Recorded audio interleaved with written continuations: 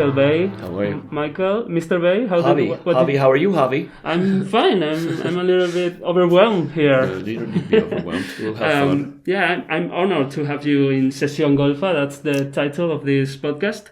It's actually our first episode in English, so forgive me if I say something stupid. No. I'll try to speak slowly so I get everything right. So, Sesión Golfa is how we call here in Spain the midnight screenings at theaters. The ones with when it's nighttime, it's few people, the place is almost empty, and it's all very chill, nice. So that's what I want for this conversation. Let's start with, so you have this film coming up, Ambulance. We'll talk about it later. How's your tour going? Where have you been? The tour is good. We went to Paris, beautiful city. It's strange, traveling when we have this war going on right now. Mm-hmm. It's deeply affected me, and but we started in Paris, and then we went to Berlin. Lots of fans in Berlin.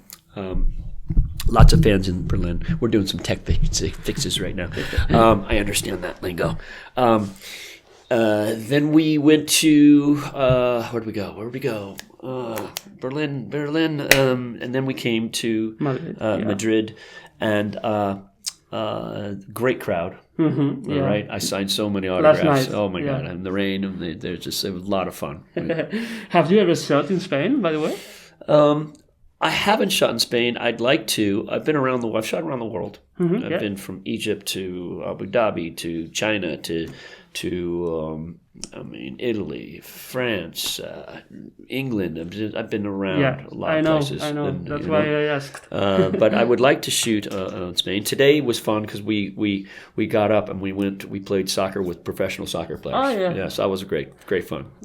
I usually run through the whole guest's career, but I don't think half an hour is enough to cover everything you've done. So probably not. Right. We'll see how this goes. You have a few famous stories about your childhood and your beginning in the industry. We all know about the time you set a toy train in fire in your room, and that was your first action film. It was my mom's Super 8 camera, little Super 8 camera, and I built these very elaborate train sets. It was like 8 feet by like 6 feet, detailed city, and it was my way of imagining my own movie. Mm-hmm. And I would play cars, and I would like set up scenarios at a police station. I would have like the mayor's office, and then I wanted to do a short film, and it was about an alien invasion. Okay, yeah. So it was like a string, and I had an alien model and a spaceship model, and it kind of came into the thing, and I would put a little laser like just for one shot, and then I'd pull it away, and then I'd start the fire. It was a little glue fire. Yeah, my mom wasn't home. The glue fire went to a bigger fire, and the plastic started to set other of the town on fire, and then it set the drapes on fire, and the fire department came, and I got grounded. But how old were you? I had to be about 12 or 11, and but my mom was great. I said, Mom, when I was in film school, I said, Mom, we had these nice windows. I said, Mom, can I throw bricks through this nice window? I promise we're going to get the glass guy. He was going to come out in an hour, all right? But I want to throw it into our living room. And she was game for it. Okay. That was your first producer. Yeah. The story I really want to know about is when you worked for George Lucas when you were 15 in Raiders of the Lost Ark, and apparently you didn't think that was... I'll explain the story. Right. This is working at George Lucas's company. I was 15 and a half, saving up for a Datsun 240Z, okay? And it was my first car. I had a summer job. I was like a librarian. I was filing like Star Wars pictures, all the architecture drawings, all the set drawings, all the spaceship drawings, all Sid Mead's beautiful artwork. Lucas loved keeping it. It was a vast collection.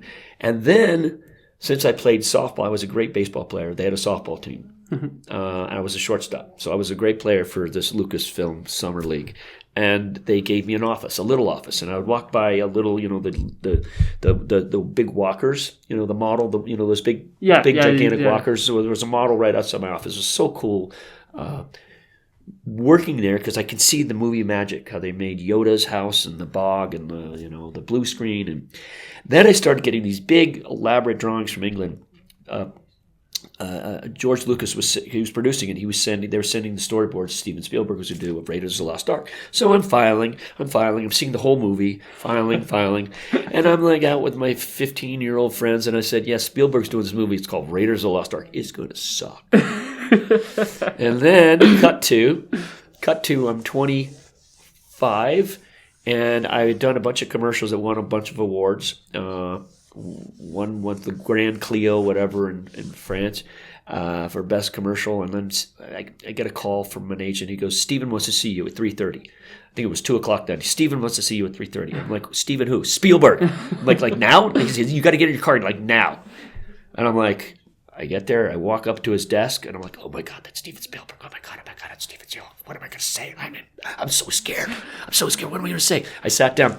First thing I said, "Listen, I was following Raiders of the Lost Ark storyboards, and I told my 15-year-old friends the movie's going to suck, and I saw the Grauman's Chinese Theater with my parents on a Sunday, and that's when I decided this is what I want to do." Yeah. True story. You were so wrong. Yeah. Right.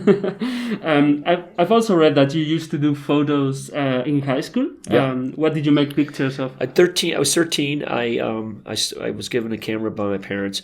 I took architecture pictures. I took design pictures.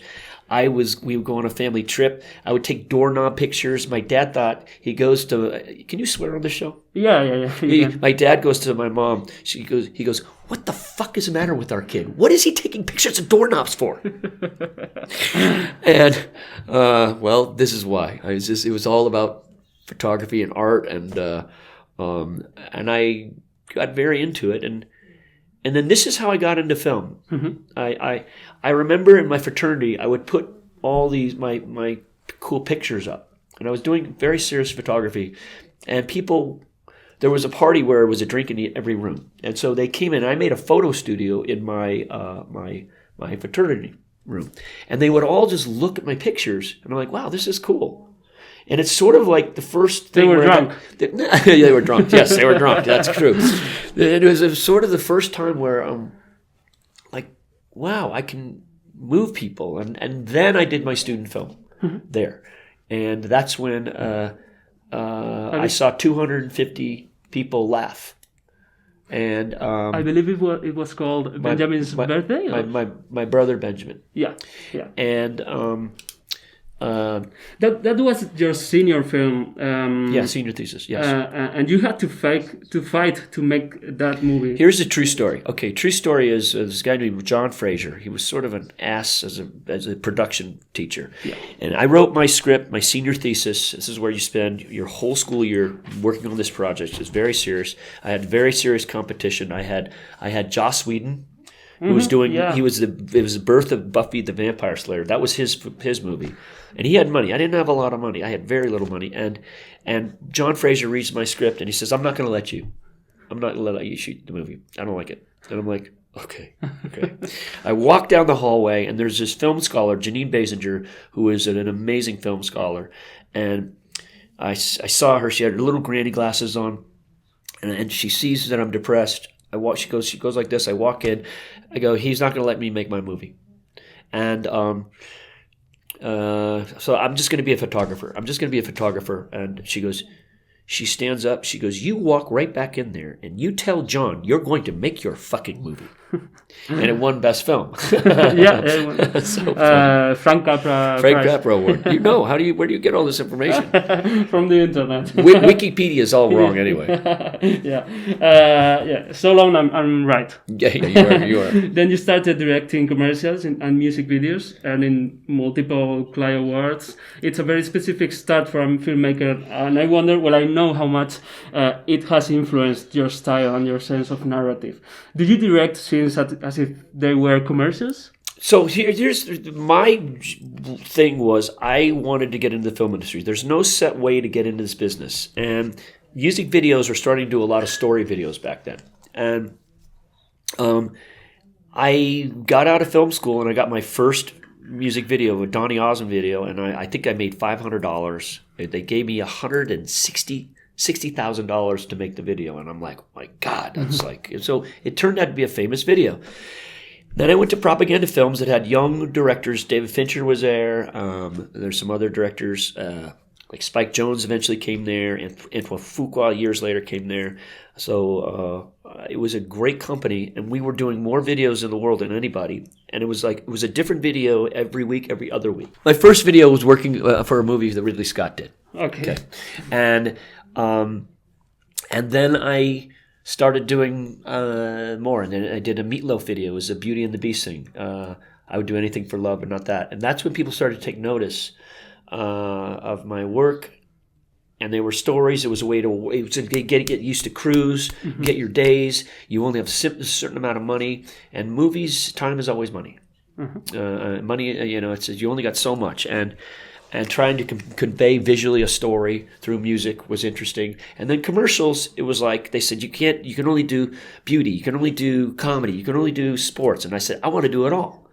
And I created a style, and I became a big commercial director, but it was all about stepping stones to become a director. And then came a feature director. Yeah, and then came Jerry Bruckheimer and Don Simpson. And Jerry found my work when I was young, and I did Days of Thunder video for him, and then Bad Boys. I was getting calls for movies. Speed was literally the first movie I was trying for. Okay. Whoa. You didn't get it. I didn't get it. Obviously, I didn't get it because this is my speed now. No, but it's the irony of this movie, and that was my first movie I was trying for. Then Steven offered me a movie, by the way, and I didn't take it. Which one? It was Small Soldiers. Yeah, so I didn't take it. Because if you fail going from commercials and videos to in movies, your first one, you're dead. It's over. Your career's over. And I'm like, Jerry was looking at two older directors for Bad Boys, and he brought me in, and I was a kid, and I said, listen, these guys have more experience than me. He says, but I said, I have more set experience than both of them combined because I've shot more days than both of them combined. Yeah. And set experience adds for a lot. And so I got Bad Boys, and then there we go. You had to fight with your editor in Bad Boys because he said that you couldn't make these fast cuts that we now know are a big part of your style. Critics have always said horrible things about that, but the audience seems to have understood it well. How did you know that was going to work? Yeah, when it first came out, critics they were rough on it. They were like, because critics don't like change, according to Janine Basinger. Because I asked her what's going on, and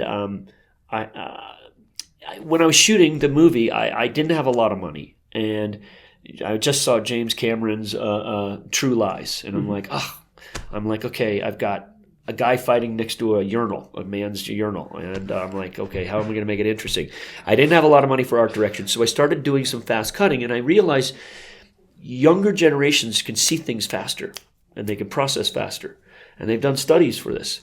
There's a time and a place for slow editing, and it's beautiful. And there's a time and a place where your editing can really make the tension and make the drama and make the experience. And I started cutting faster. My crew says you can't do that. Then it came out. Critics were somewhere hating on it.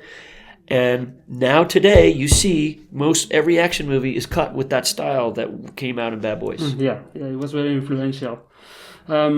Then you made The Rock, but I'm going to jump to Armageddon, which I watched as a teenager and loved it. I was obsessed with the Aerosmith song. Here I want to ask you about the lesson that your grandfather taught you, or so I've read. I find it very interesting because it seems like you are applying it to every film. He said that the only way to make money is to sell to Middle America. You know what? It was interesting. I mean, because he says, "Oh, Mike, you're never going to make money in the film industry. When you do your film school, then when you're done, you're going to come stonewash jeans, a gigantic stonewashing where you fade jeans." I'm like, Grandpa, I don't know. He says, "I'm going to teach you business, all right? Because you're not going to make it in the film industry." What was the question again? I've been talking for 4 days on this tour. The problem is you talk and your brain starts to go. I what was the question? The question was the phrase sell it to Middle America. He said that, and I didn't use that in my movies, but my movies became big in Middle America. and then they became big around the world. And I was a young director, and my name was starting to get recognized. It was very interesting. So I don't know. I mean, I make movies for an audience. That's what I'm making movies for. Yeah. So, I mean, you don't have to like everyone's got their own taste. Everyone's got different books and different movies they like. That's the way the world goes. Then you made Pearl Harbor, which was kind of a more serious film, based on a real event, World War II. Here I want to ask you about the reception of your films. You usually get very negative reviews. Do you think the critics are fair to you? They're rough on me, notoriously. But you look at the box office stats, and it's not about all box office, but it's like I think a year ago, last time I looked, I think it's Spielberg #1 worldwide, and it might be either Peter Jackson and then me, yes, or something like that. So it's like, I guess so. With all the Transformers films. I went to a critic, a very famous critic, when I was young. They were nice, my first 2 movies, and I said, "Why do you?" We went to lunch. Nice guy. He said, "Why are you so tough on me?" And he goes, "Because you had too much success too young." It's funny. I'm like, okay. He didn't like that. But here's the thing. Jerry Bruckheimer, all right, he's taught me a lot about the business. This is what he says, and he lives by it. And Ridley Scott lives by it too. Jerry goes, "Don't believe the good, don't believe the bad. Just don't read it." Yeah. You don't read them. No, it's just like, to each their own. You watch the audience. Yeah. Do you think time will put you where you belong? Where I belong? What do you mean? If the public likes your films and critics are rough on them, do you think, as a filmmaker, as an author, maybe in 30 years from now or 40 years? I mean, listen, I've got plenty of fans around the world.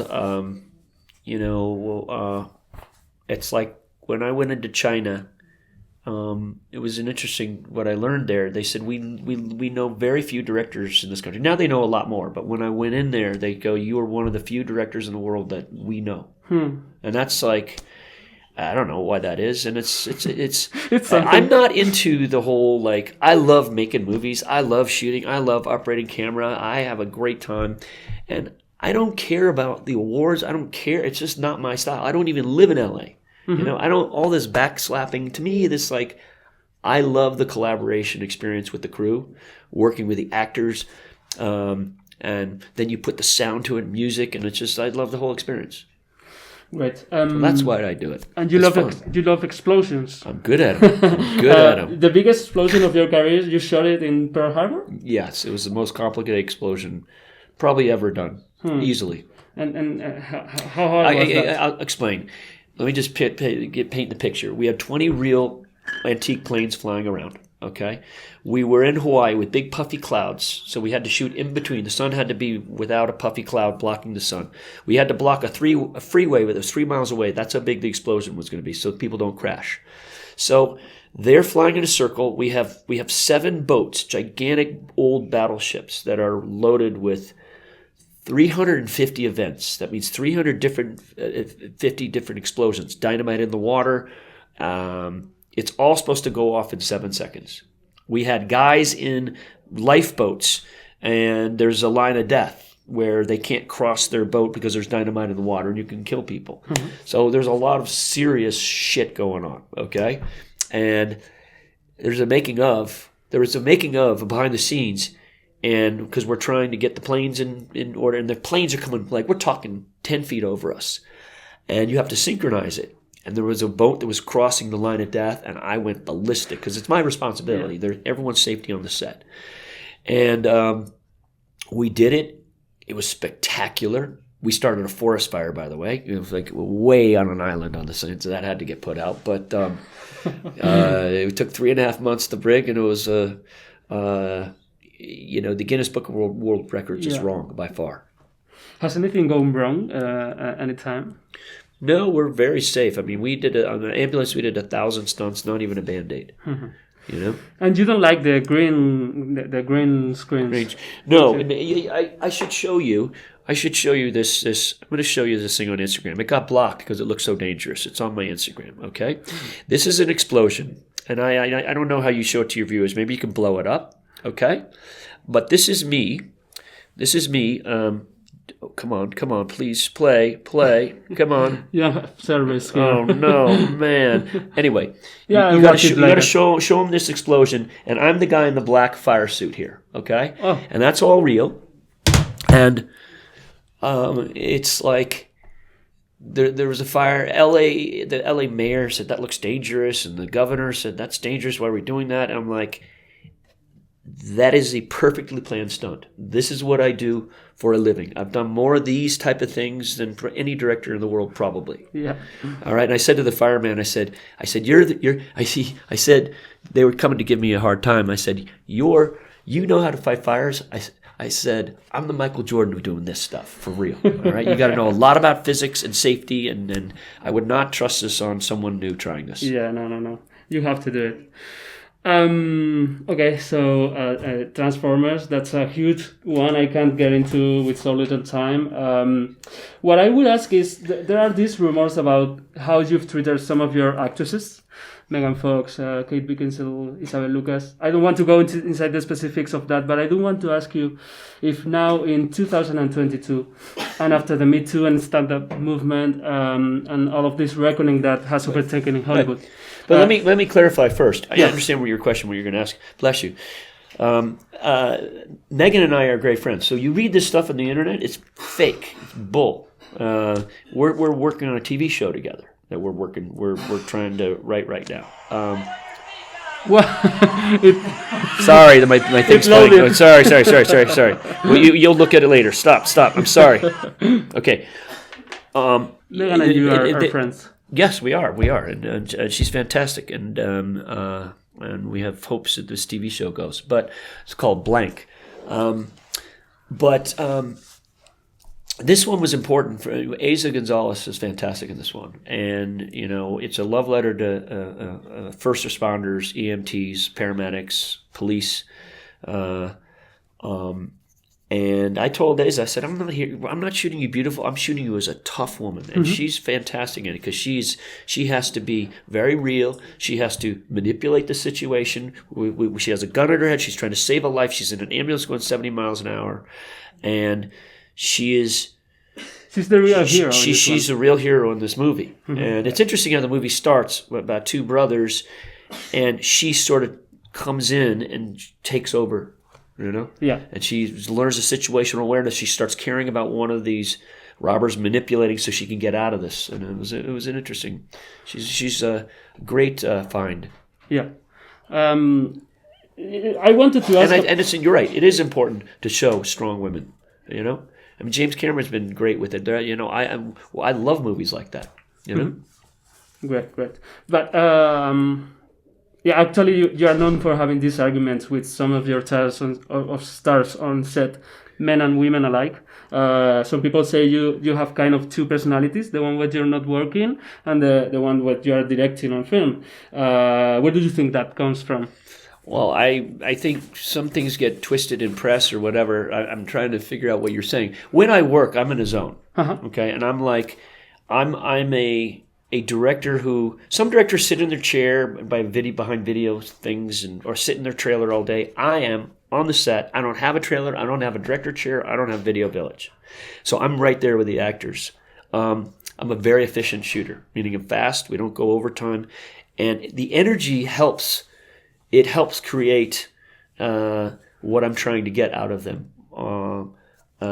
There's a line in this film that says, "This is a trend we don't stop." That's how you direct, don't you? Well, we had to on this one because we had only had 38 days, and we had to shoot a lot of stuff in this time, and there wasn't a lot of money in it, and it's like having one hand tied behind your back, which I like. I like doing small movies, and it's a challenge. But I get along with actors very well, and I love working with them. I love improvising with them, and I love getting the scene, and I love when they add to it, and but it's hard, you know. Everyone has good days, bad days, you know. I mean, certain actors might throw a fit because it's hard to be an actor. It's hard to be on screen, and if the dialogue's not working for you, you know, it's there was one day where Jake got frustrated because the words were just, and Jake kept saying, "It's got to be emotional. It's got to be emotional." And I'm like, I know. And it's like, but you're looking at the clock, and it's like, this is the movie where it felt like Bad Boys. If we didn't shoot it, it wasn't in the movie because there was no chance to come back on this movie. Some movies you can, but this was like one of those. We were lucky to find more time, and then we redid the scene. We added some new stuff, and I think it turned out to be a great scene. It's a scene where at the end of the movie with the shootout. But you know, and you've got, as a director, you've got to be a psychologist with your actors because every actor needs something different. Do you know? Yeah. And I guess you've learned along the way. Oh yeah, and every actor is so different. I mean, you know, I know Ed Harris's moves. You know, he's like the fifth take. He's brilliant. He'll yell, he'll scream. His first, second take, I love working with him. And his fifth take is always brilliant. Sean Connery, second or third. Jake could be 1, 3. Yaya probably 4, because Yaya builds into it. It depends. Every actor's different. Okay. If you have that, I'm going to wrap it up because we don't have more time. But if you have the chance to do a film inside of one of all these franchises that are hits now, Marvel, DC, you know, Fast and Furious, which one would you do? If Marvel has a new type of movie, I don't want to do a number 3 of anything. You know, I don't want to do it's Ridley Scott says the hardest thing for a director to do is to create the world. And so I'm not the one that would go into Star Wars 4, you know, because George Lucas created that world. I want to create my own worlds. So if there's a world to create, I'd be interested, but I'm not interested in doing a Batman 9. Yeah, okay. That would be interesting. No, it would, but I really like to create my own worlds. You know, it's half the fun. Okay, so thank you for your time, Michael. Thank you. It was a lot of fun. I'm very honored. Thank you.